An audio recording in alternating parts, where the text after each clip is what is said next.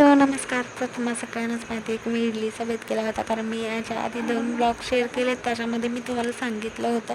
तर सगळ्यात आधी मी इडलीचा कुकर लावून घेतला होता आणि त्यानंतर आधी छान तडतडीत चहा पिऊन घेतला आणि दुसऱ्या साईडला सुद्धा आपला रेग्युलर कुकर लावून घेतला होता. तर नंतर चहा पिऊन घेतला. चहा पिल्याशिवाय काय मला बरं वाटत नाही आणि मला काम करायला मज्जासुद्धा येत नाही. जेव्हा चहा जाईल पोटामध्ये तेव्हाच कामं करायला सुचतात. तर का असं कोणाकोणाला होतं मला कमेंटमध्ये सांगा. त्यानंतर मी सांबारची तयारी करायला घेतली आणि छाननी भाजी पण आणली. पिलूला क्वेश्चनचे आन्सर दिले. छान अशी भाजी त्यांनी फ्रेश आणली होती. टोमॅटो, कोथिंबीर, सांबारसाठी सांबार मसालासुद्धा आणला होता.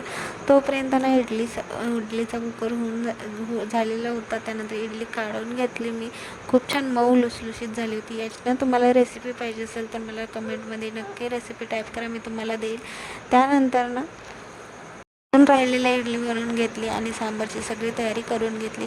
तर थँक्यू, बाय.